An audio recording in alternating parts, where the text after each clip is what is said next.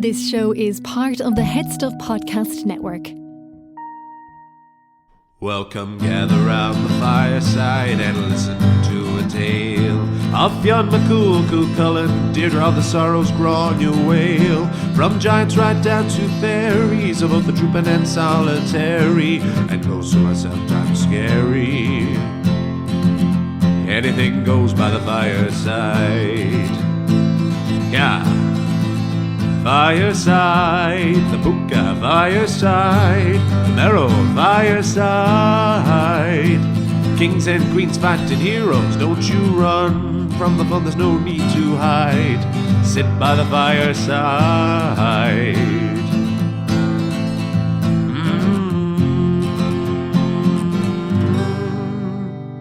Fireside.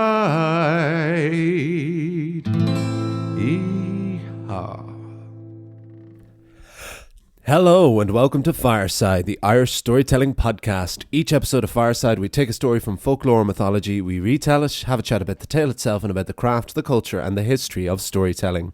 My name is Kevin C. Olahan. I'm your host and your Fireside Bard. Welcome to episode 202 of Fireside. Today on the Irish Storytelling Podcast, we have a folk tale about a lake of healing, the tale of Loch Lee. But very first, I'm going to give a big warm welcome to any new and indeed any returning listeners. If this is your first time listening to the podcast, this is quite a good introductory one. It's a very safe, neutral and a folktale that can be taken out of context to give you a real flavour of what we do at the podcast. And if you're a returning listener, you know well what the rhythm and routine of this podcast is, and I hope that you all enjoy it as well, of course. A few bits of housekeeping as always. If you have not done so already, please do follow me over on Instagram at Fireside Bard. Send me a message, share this episode on your stories, spread the good name of the podcast as far and wide as it possibly can. You can support me in a more direct way by buying my book, Garden Sea, my poetry book, a neo-myth of home that can be shipped all around the world in paperback from the Headstuff website or in Kindle version from Amazon. The links are in the description below. Thank you to all of those who bought it leading up to Christmas. I hope it made it out to you in time, or if it unfortunately didn't due to mails in Royal Mail or wherever around the world, I hopefully will be with you very, very soon.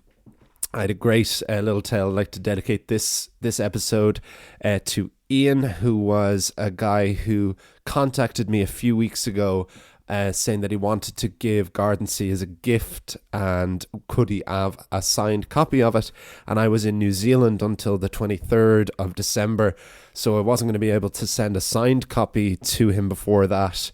So I offered if I could send him just a normal copy or if I could in any way get it to him. Fortunately, he was only in Wexford, which is the county over from my home county of Wicklow for anyone from outside Ireland. And so on Stephen's Day, on the 26th, I went up and we met halfway and I was able to hand the copy of Garden Sea over to him, which he was very appreciative of himself, but it meant a huge amount to me because, of course, like when you spend as long as you need to and as lonely a process as it can be to write something like a book and you're never sure if anyone's going to read it or anyone's going to want it, it meant a huge amount to me to be able to personally hand over that, and I hope that it is appreciated as a gift. I hope it is enjoyed, and this episode is for you, Ian, and thank you again. It was lovely to meet you.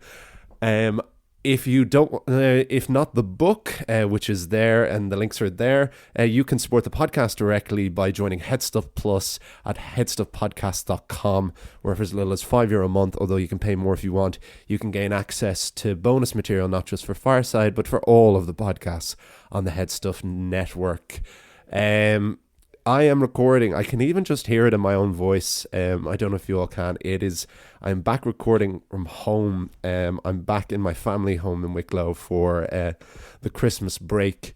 And I can just even hear, just having rested, having been back from abroad and back from working away and on tour, which I have been since the middle of November, just to have actually been in one place again and just to sat and relaxed at home for Christmas, spent time with my family, done very little except do a lot of reading, eaten good food, eaten bad food, drank wine. It has been just very, very pleasant, and just starting to put a dent in the mound of books that keep building, and just the friends that I like to spend time with. But to be back in, first of all, in this safe space that I love to record in, without worrying about my voice from the shows, from the vocal strain of the shows, or just like the lack of sleep and the amount of travel and touring and trying to carve out any moment where I could record the podcast. It's so nice to be back in this space, recording comfortably, and that, of course, I hope will create a better aural experience for you and a better podcast experience overall. So the story for this week, we're back to an adaptation from Fairy and Folktales of Ireland, the W.B. Yeats collection, the beautiful edition of it that I was gifted for my birthday last month. This was a story that I actually wanted to do last month, around the time before I did the Maui tale before I went away, but it seemed more appropriate while I was away to hone in on a story of New Zealand, to do a bit of mining and appreciation of the wonderful culture and heritage and mythology of the place that I was. But so this is one I've had on the back burner for a little while, and it was really lovely to go back to it now. It is actually a story that was originally published in the Dublin and London magazine in 1825.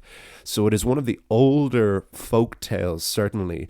Most of these tales tend to come around post-1850s, very like post-famine, and certainly they came into their real popularity in the late 1880s and 1890s once they came into the hands of W.B. Yeats and Lady Gregory, and during the Gaelic revival that happened in the late 19th century in Ireland. That's when there was the real explosion, and the funding and the dedication and the appreciation into folklore, and later the Folklore Commission all starts to come up around this time.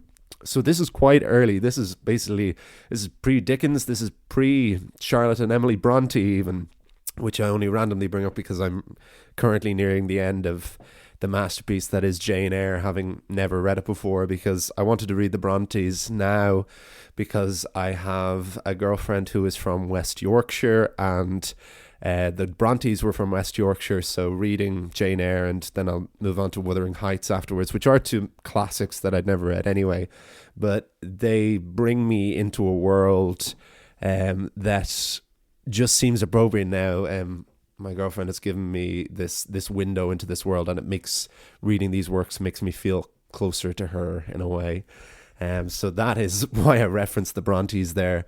But I will get down to the story now. We will chat more about it, of course, afterwards. But this is The Lake of Healing on Fireside.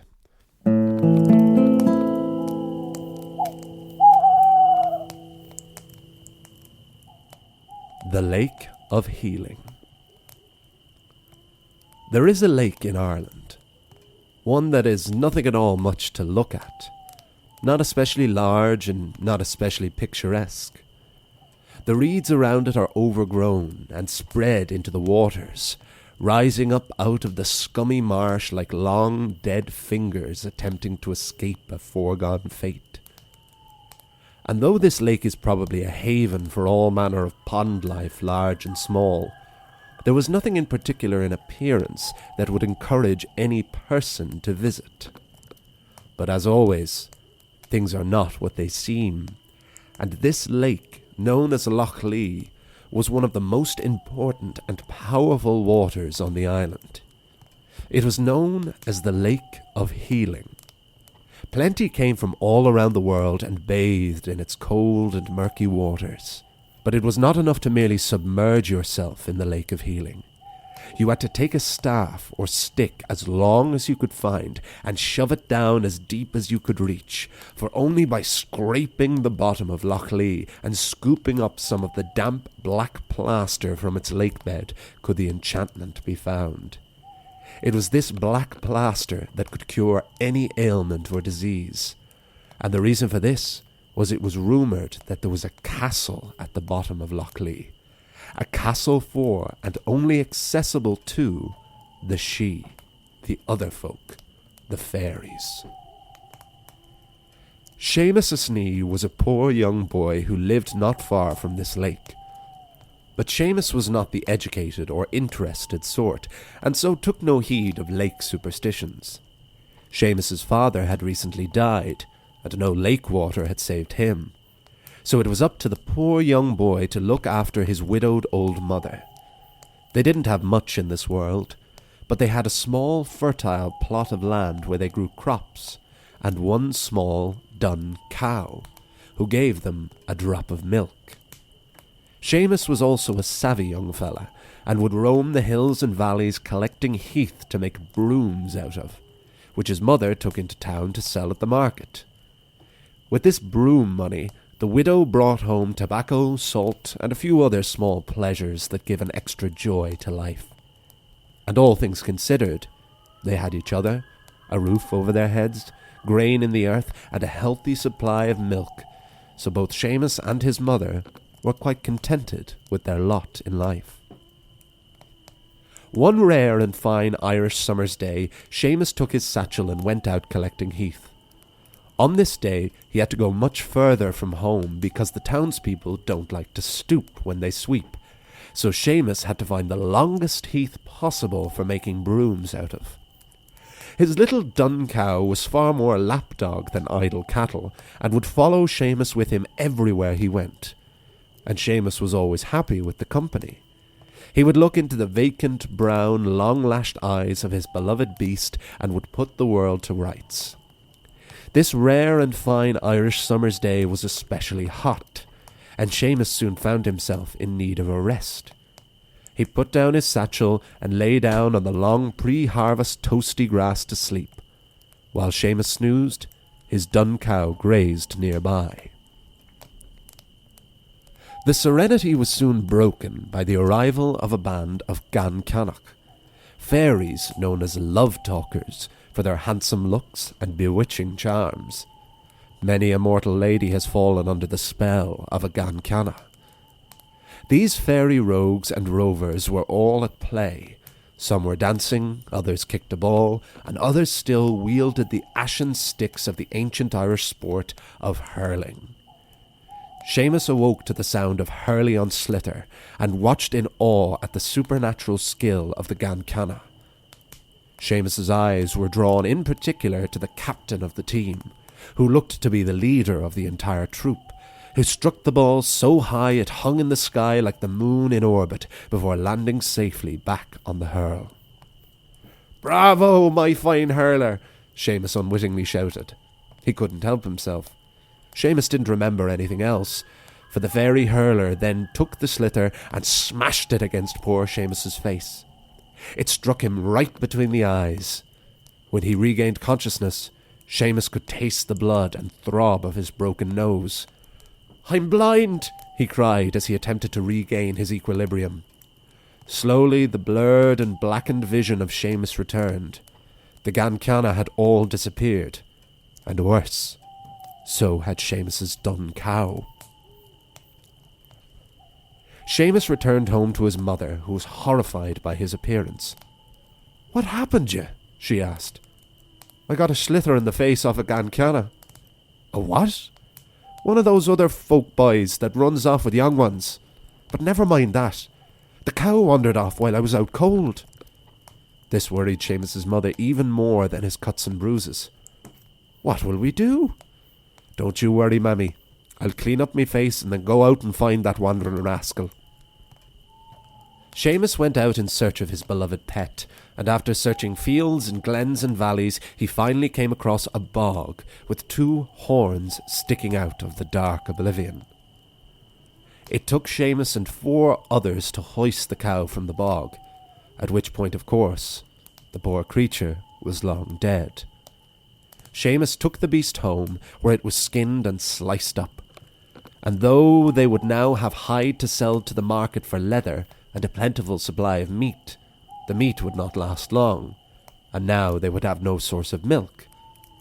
Plus, when the neighbours heard that Seamus and his mother had beef, a whole manner of vultures showed up at their door to enjoy the bounty of the feast. But when the guests bit into the sliced remains of the dun cow, They found the meat tougher than jerky, tougher than leather, tough even as oak.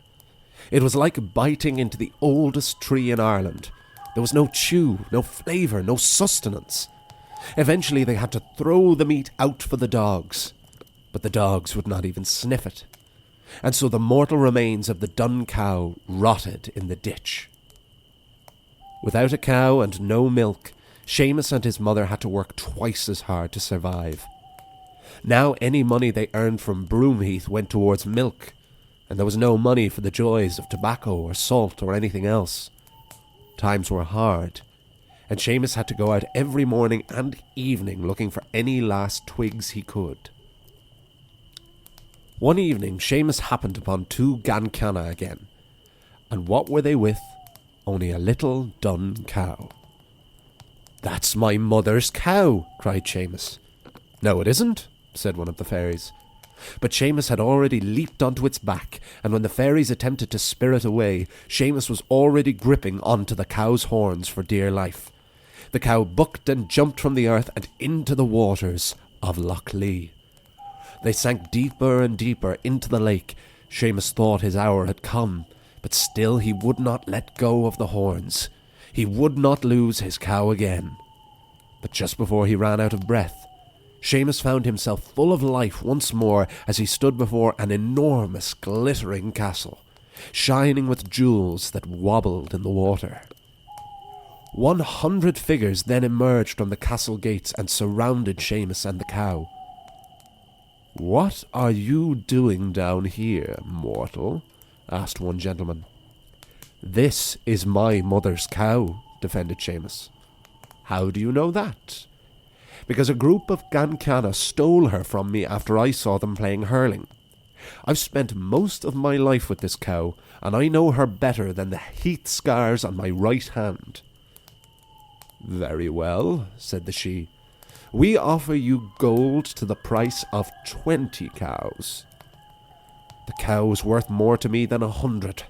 I'd rather have her alone." "You are not like most mortals, Seamus. You should come and live with us in the castle beneath Loch Lee." "I'd rather live in my own mother's cabin." "You cannot mean that. Here you could walk amongst our flowers and fruits." "I'd rather cut heath on the mountain." "You fool. Here you can eat and drink better than you've ever known." "I'd rather drink the milk of my own cow." The other folk pleaded with Seamus that they needed the milk of his cow, but Seamus said that his own mother needed milk more than any of them.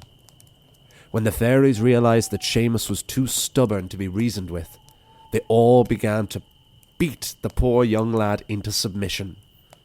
But still, Seamus would not let go of the horns of his dun cow. Soon a great current carried Seamus from the lake floor and launched him from Loch Lee.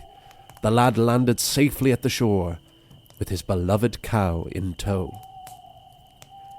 Seamus finally returned home, and his mother was overjoyed to see both him and the dun cow. She placed both hands on either side of the cow's face and said, "May God bless this cow." At the very mention of the Christian deity, the dun cow evaporated through the floorboards of the cabin, as if she had merely been a cow-shaped receptacle for the lake she had emerged from. The dun cow was never seen or heard from again, yet again proving that paganism and Christianity are a dangerous mix. So go home now, and look after your own dun cow, and hope that she hasn't been spirited away by the Gancanna to the depths of Loch Lee and the castle of the Lake of Healing.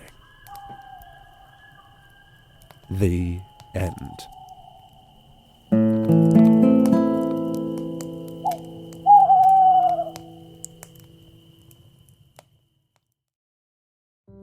As the year comes to a close, we just wanted to thank all our listeners for tuning in to shows on the Head Stuff Podcast Network throughout 2022. We'd especially like to thank all the fantastic Head Stuff Plus members who have supported their favourite podcasters to keep doing what they love to do. You can join hundreds of fellow supporters on headstuffpodcasts.com and get access to loads of bonus content. From all of us here at Head Stuff, we wish you a very Merry Christmas and a Happy New Year. And there we have the tale of the Lake of Healing on Fireside, and I hope you all enjoyed it. Yeah, very tight, brisk, swift tale there, especially compared to the last few episodes we've done. We've had quite a few long episodes, the last 3 really, certainly the last 2 have nearly been an hour long, which has been great. I love stretching the form and like the advantages of when you have a longer tale and you can really sink your teeth into it, both writing it and listening to it. But still, there's something so wonderful about the rave scala, the folk tales that are just, they're like little pockets, little nuggets that manage to fit so much. And because they have this short, swift nature, there is no time for a huge amount of detail. It's just about like the events and the narrative, which has a cleanliness to it, and always brings me back to the Philip Pullman as clean as water thought. So here we have almost 2 seemingly separate aspects. We're introduced to the Lake of Healing. So in the version in the Fairy and Folktales of Ireland, W.B. Yeats version, or the version that appeared in the London and Dublin magazine in 1825, this is one of those tales that is has a sort of framing story, beg your pardon, in that it is a tale being told to the storyteller by someone else. So it's about a storyteller meeting someone, and the person pointing out to the storyteller this lake, and then recounting this tale of the superstition surrounding this lake, and ultimately the story of Seamus O'Snee. And it ends with the own person who had told this story saying that they were going home to look after their dun cow, and in the hope that the Gancana had not run off with her. It's nice to get another name for another fairy here as well that we haven't encountered thus far on this podcast, because these trooping fairies particularly, they can all be quite homogenous. We had like the differences between the Cluricon and the Leprechaun, and the Cluricon essentially being a lazy leprechaun, or a leprechaun being a Cluricon put to work. But here we have these Gancana who are described unusually as being quite handsome and charming and full of life and joy. And you see that with them dancing and them playing hurling and playing football, and that they are these love talkers and that they are known to charm and bewitch people. These are a species of fairy that are specifically male as well. It seems from any of the research, it seems that Gancana is very specifically a male fairy. So it is then these that we meet, and Seamus running afoul of them. And of course, as quickly happens, like the fairies are perfectly contented themselves, but once there is mortal involvement, once they are spotted or interfered with by a mortal, that is when things take a very dark turn for the mortal being.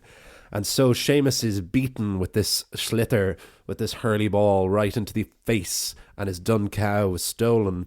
And we get this quite dark, but like almost changeling-like plot point where the cow disappears and Seamus goes out in search of it, and he comes across the cow in a bog, which is the image of the horns sticking out of the bog hole.